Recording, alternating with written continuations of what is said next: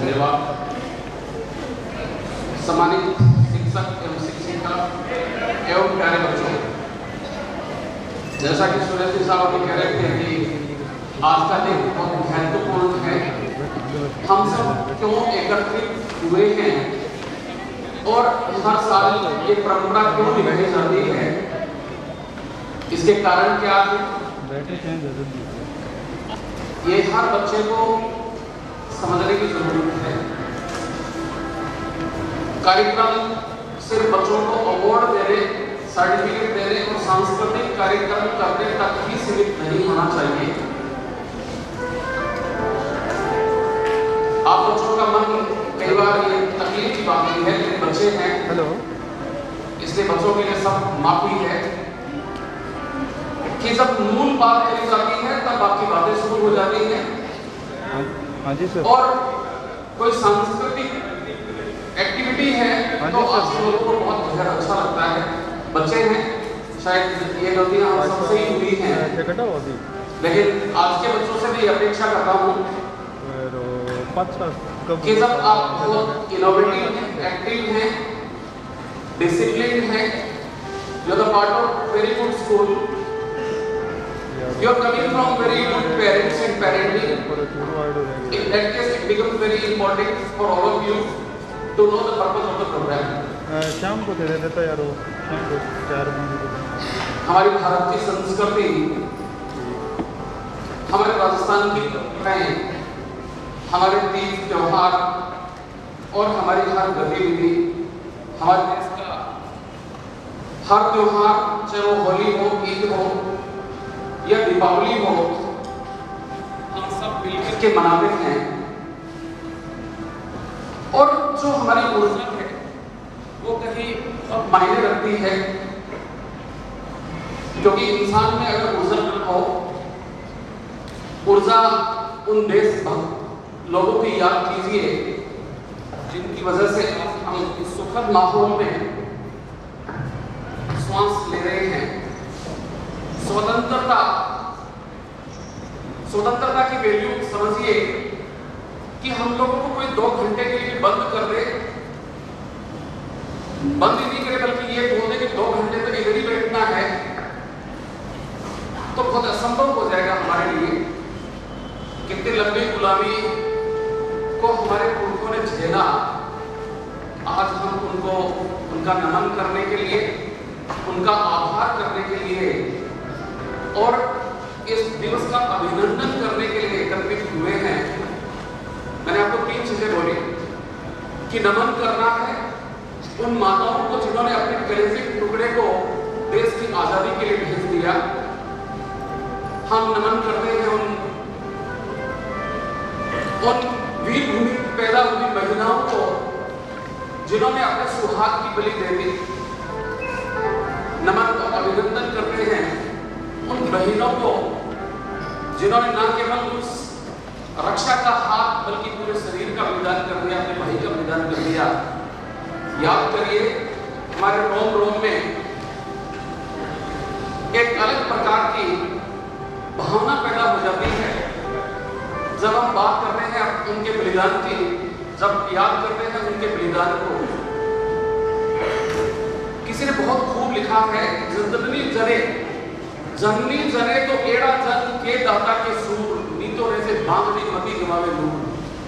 ये पंक्ति मुझे नतमस्तक कर देती है और उस हर भारतवासी को नतमस्तक करती है जो यहाँ तक कि बच्चे के पैदा होने से माताओं से भी आग्रह करते थे कि जननी मानी माँ, ऐसे पुत्र को जन्म देना, हे माँ को ऐसे पुत्र को जन्म देना कि वो दाता या सूर हो।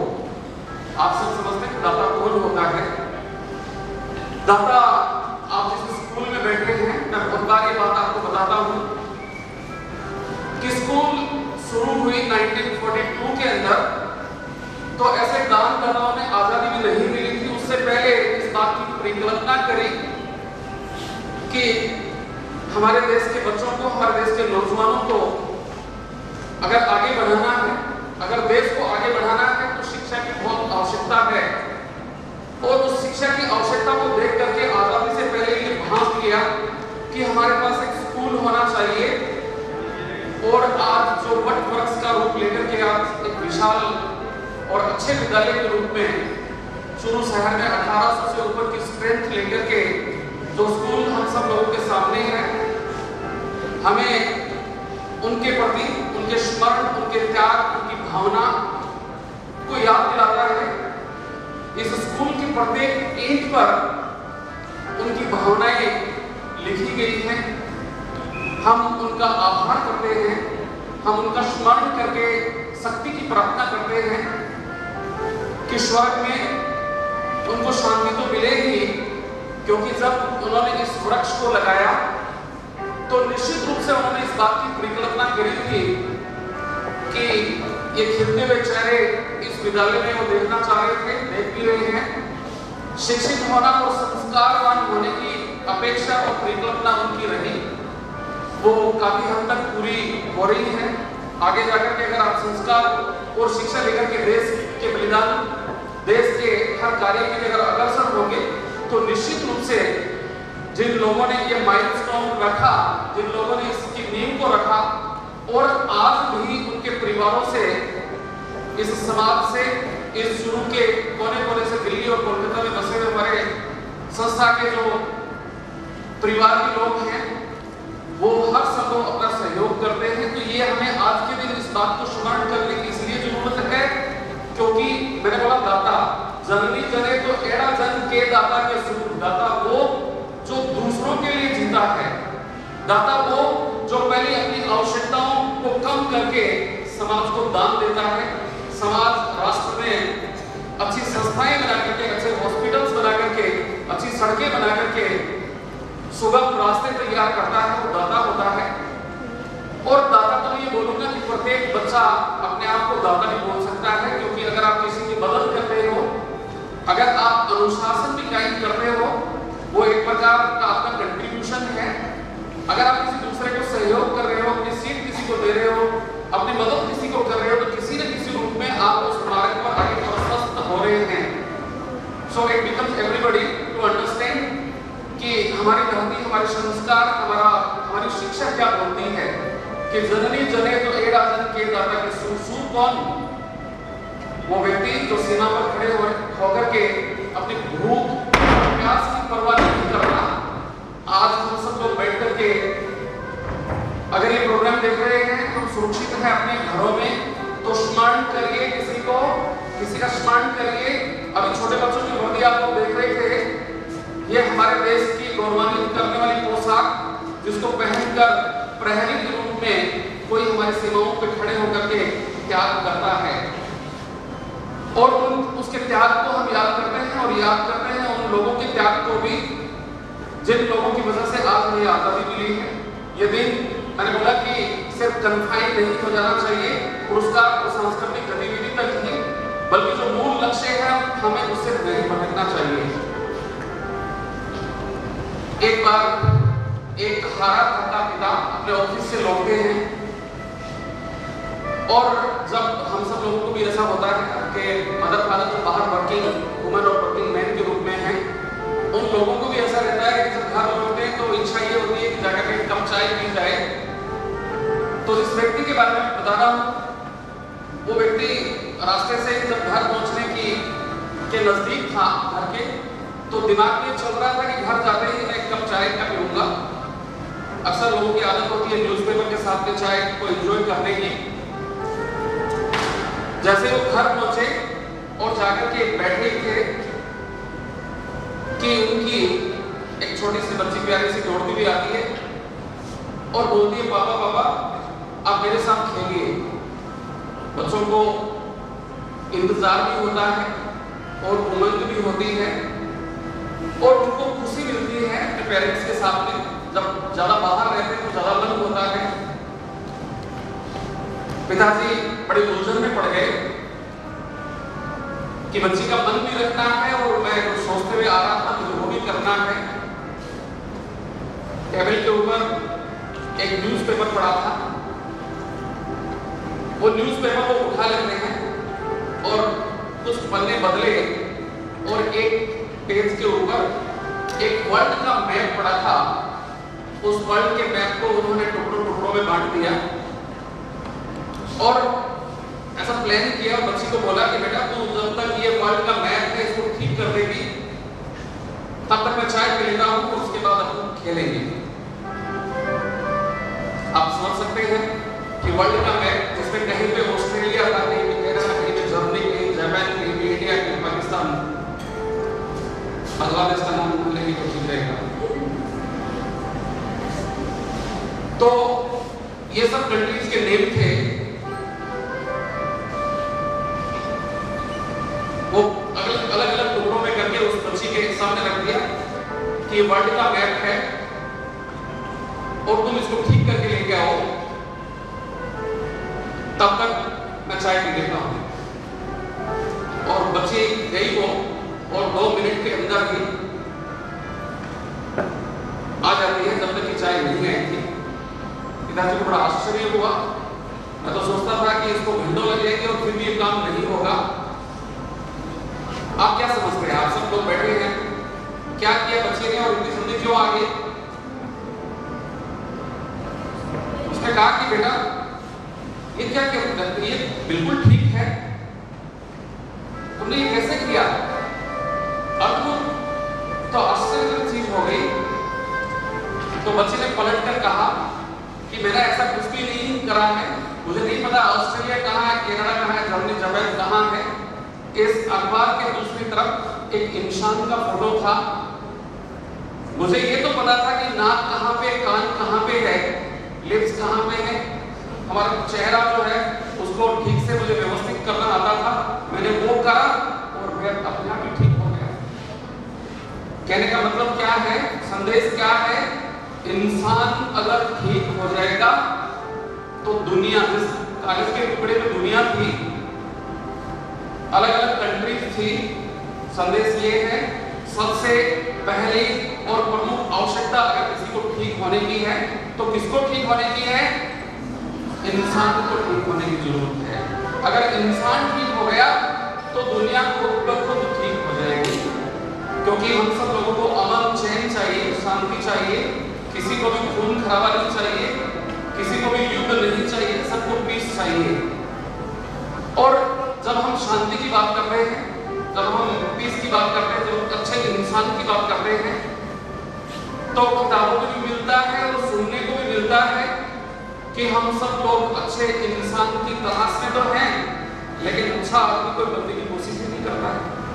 सही है कि गलत है? सही है कि गलत है ये बात कि हम सब अच्छे इंसानों की तलाश में हैं, लेकिन अच्छा बनने का प्रयास बहुत कम लोग करते हैं।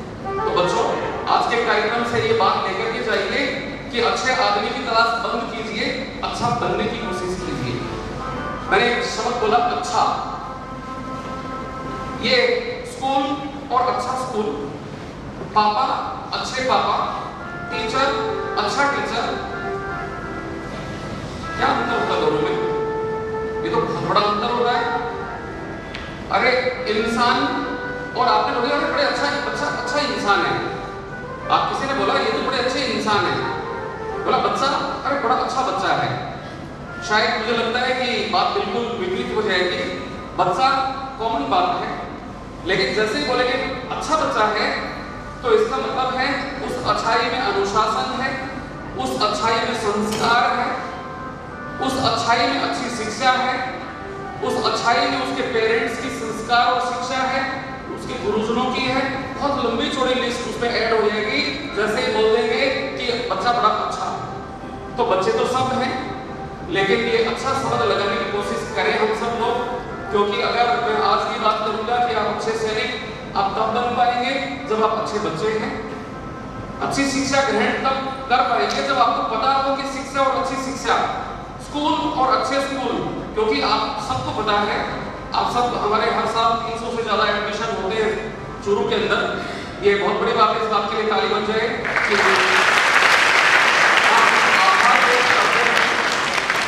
तुम चूरू के सभी लोगों का भी कि जिनको ये समझ है कि हमें अच्छे स्कूल में जाना है, हमें अच्छे स्कूल में जाना है।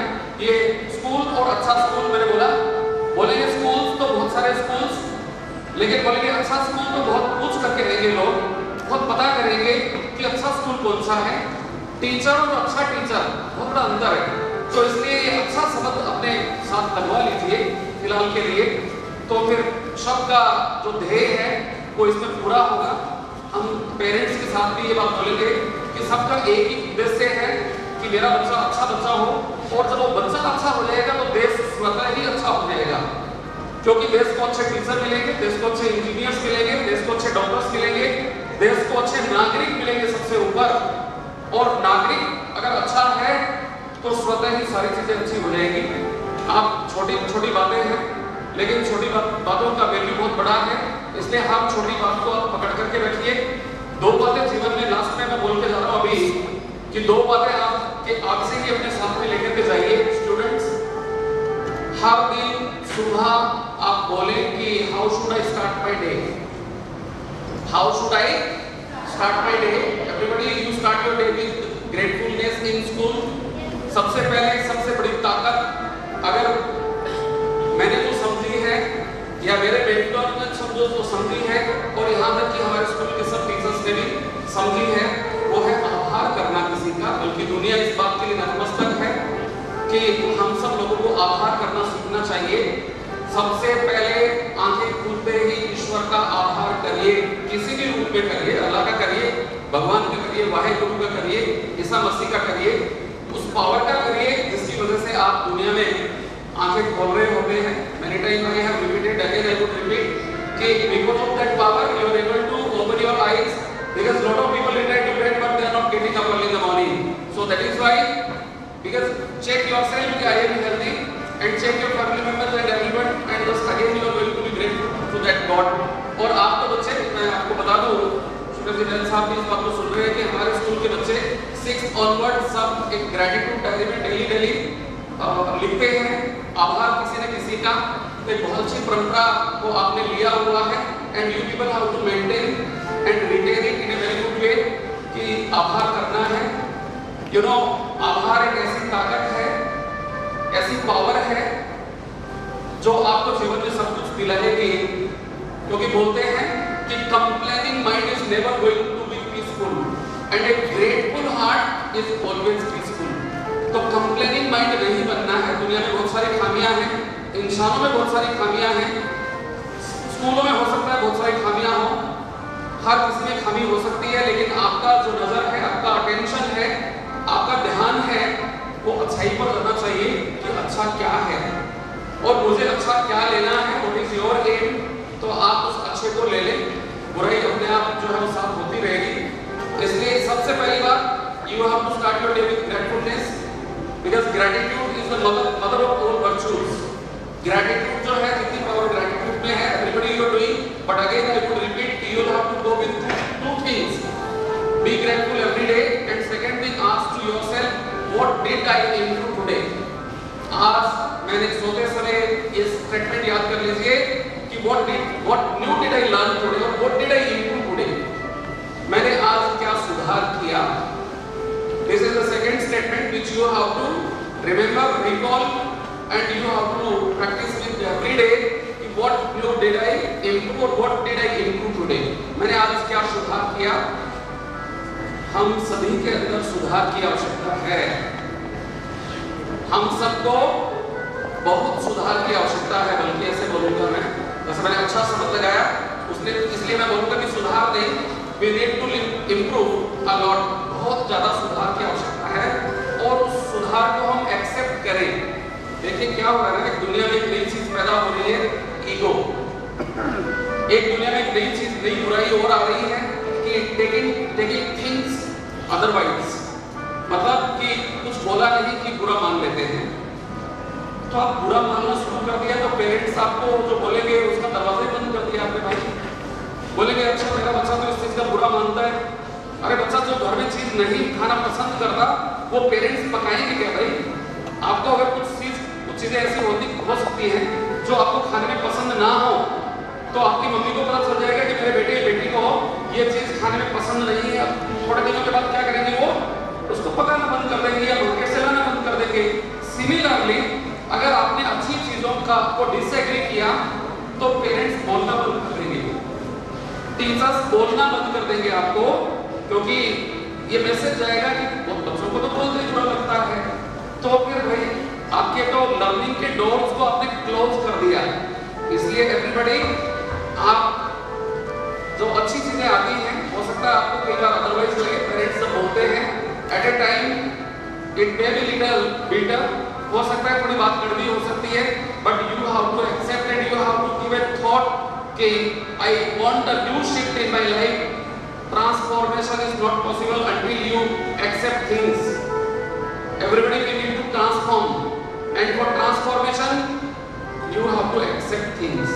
Is it clear to all of you? Yes. Everybody you listen me very peacefully and disciplined. I would thank you all. Program की तैयारी में जिन लोगों ने बहुत अच्छे से सहयोग करा है, हमारे डांस टीचर और म्यूजिक टीचर, उनका भी बहुत आभार और धन्यवाद।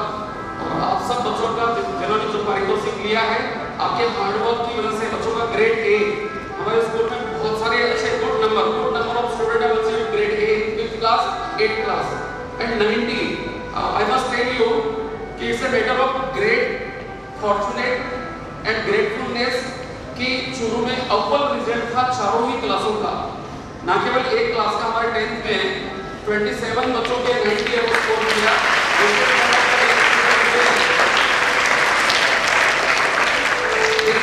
It is possible because of the hard work of the teacher on each and every day. Teachers को एनर्जी लगानी पड़ती है। Again I would say कि thank you to parents as well, उन माता पिता का जो बच्चों को सुबह सुबह में नींद से उठाते हैं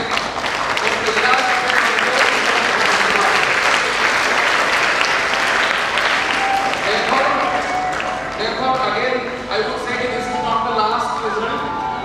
You will have to keep giving such great results so that you can have a good life. और जब आपकी जिंदगी अच्छी होगी, आप एक अच्छे सजन और अच्छे इंसान बनेंगे, तो ये देश बहुत प्रगति करेगा, बहुत प्रोस्पर करेगा। और दुनिया में जब हमारे देश का नाम होगा, तो हमारे स्वर्ग में बैठे हुए वो लोग जिन्होंने आज़ादी दिलाई, उनका दिल बाग बाग हो जाएगा, वो बहुत खुश हो जाएंगे, बहुत प्रसन्नता मिलेगी और शांति मिलेगी कि जिस देश के लिए हमने अपने आप को न्यौछावर करा, आज मेरे देश के बच्चे कितनी प्रोग्रेस कर रहे हैं, मेरी कंट्री कितनी प्रोग्रेस कर रही है। भरा नहीं जो बहावों से बहती, जिसमें रसधार नहीं, हृदय नहीं, वो पत्थर है जिसमें सब देश का प्यार नहीं। तो बच्चों, देश के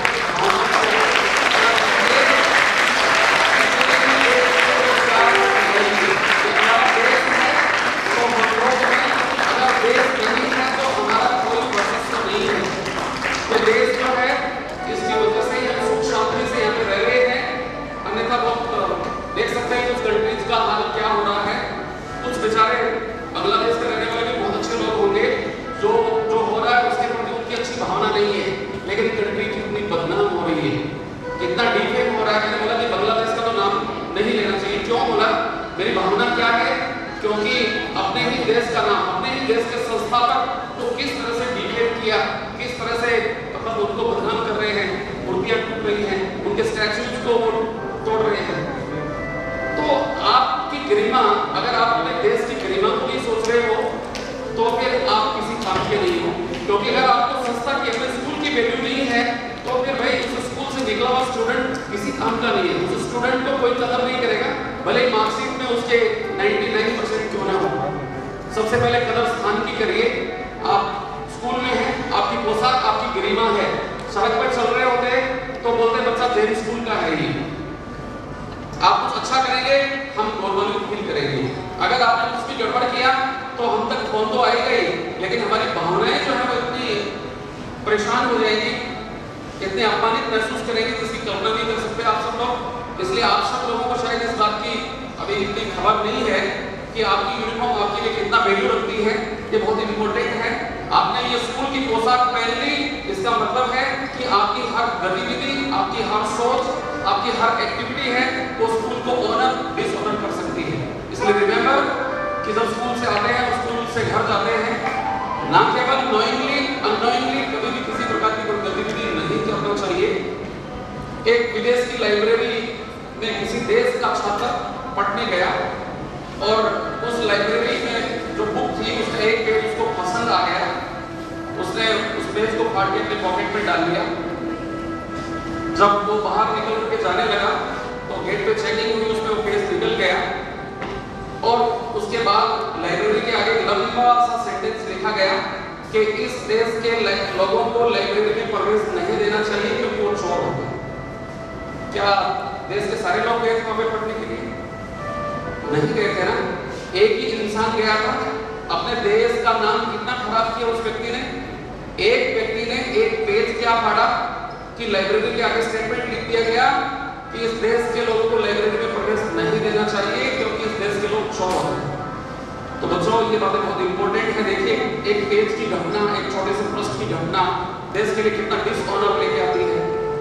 और किसी देश का अगर कोई बच्चा अच्छा कार्य करता है तो बोल दे इस देश के बच्चे, जैसे कि अमेरिका के राष्ट्रपति ने हमारे देश के बच्चों के बारे में एक बार बोला कि भी इंडियंस आ रहे हैं, अमेरिकन बहुत अलर्ट हो जाओ, भारत के बच्चे बहुत मेहनती हैं, बहुत इंटेलिजेंट है, वो आपसे आगे निकल जाएंगे, मेहनत करना शुरू कर दो। तो हम लोगों को अब थोड़ा सीना जो है वो छोटा हो जाता है बात सुन करके कि हमारे देश के बच्चे बहुत मेहनती हैं, बहुत हार्ड वर्कर हैं, बहुत डिसिप्लिन हैं, बहुत संस्कारी हैं। इन भावनाओं के साथ आप सबको बहुत धन्यवाद। और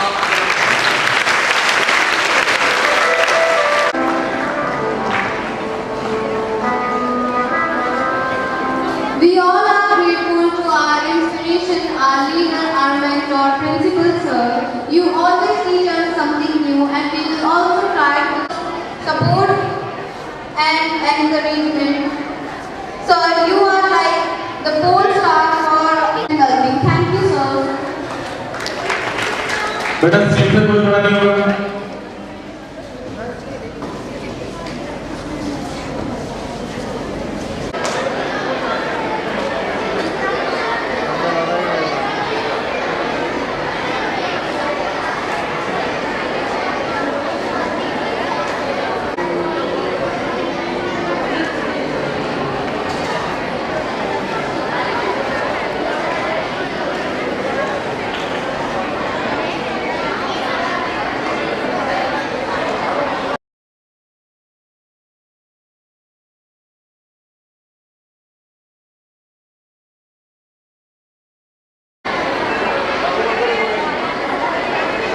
ब्रो बड़ा है क्या?